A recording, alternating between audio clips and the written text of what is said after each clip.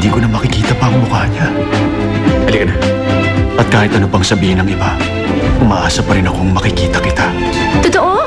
Nakakakita ka na? Oo, nakakakita na ako. Hindi mo ba kilala si Mama? Kapag may gusto siya, hindi siya titigil hanggang sa makuha niya yun. Sinabi mo? May nag-alok sa akin na dodoblehin daw niya ang renta sa kwarto mo. Ang gusto lang niya, paalisin kita agad. Hindi lahat ng gusto mo dapat masunod. Hindi lahat ng maisip mo gagawin mo. Hindi mo na hawak ang buhay mo. Lalaban tayo ng magkasama. Maliwanag ba? Ang baker's hat na ito ang magbibigay ng swerte sa'yo, Takbo.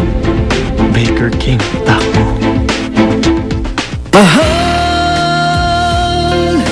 Mahal na mahal kita.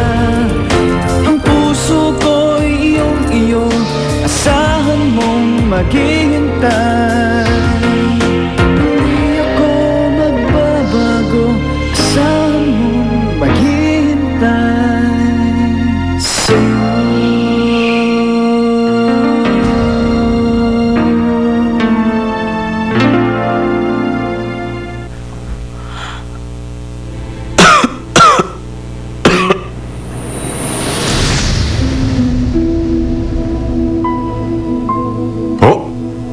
Anong sinabi niyo? Sinadyang butasin ang hose para mag-leak ang gas? Ano naman ang dahilan nila? Hindi na mahalaga kung bakit. Ang mahalaga ay malaman natin kung sino ang gumawa nito. Tama po kayo. Mabuti pa, ipatawag ko silang lahat mamayang hapon. Susubukan ko pong alamin kung sino sa kanila may gawa nito. Hindi na. Hindi na kailangan yan.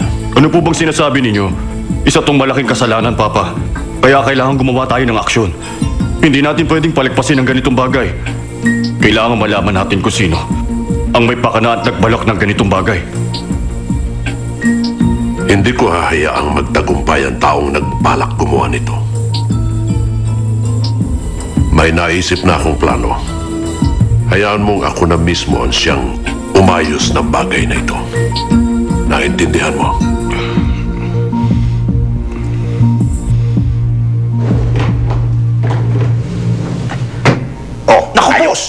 Talo ka na sa akin ngayon. Tapos na laban pagkatapos ito.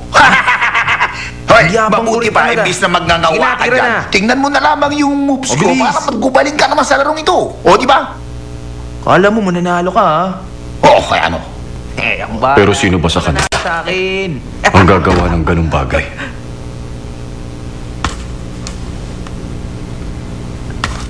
Sino ang makakaisip na gumawa nun?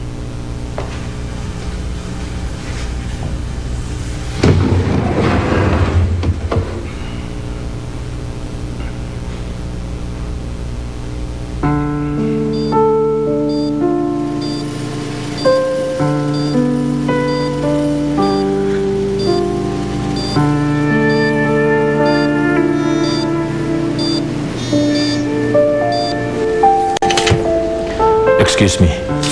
Ito ang bayad ko para sa buwan na ito, miss. Kulang pa ito, pero sa susunod, dadagdagan ko pa. Baka sa 1 linggo... Itabi nyo na lang yan. Bayad na po ang bill ninyo. Ha? Kanina lang po. Yung lalaki yun na nagbayad.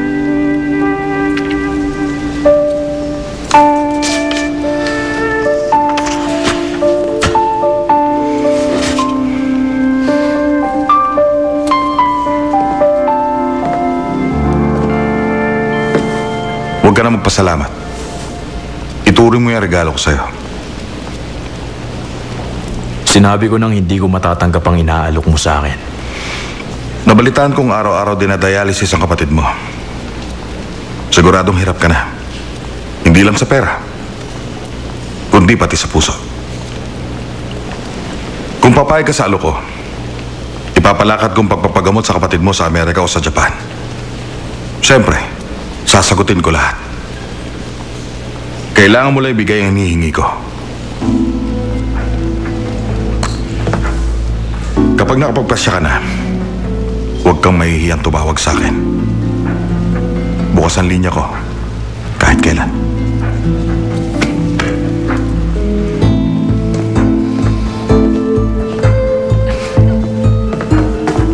Kuya!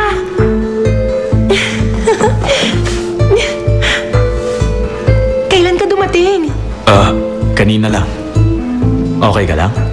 Ba't naman ngayon ka lang dumalaw? Busy ka ba sa bakery? Parang isang buwan na nang huli kang pumunta. Pasensya ka na.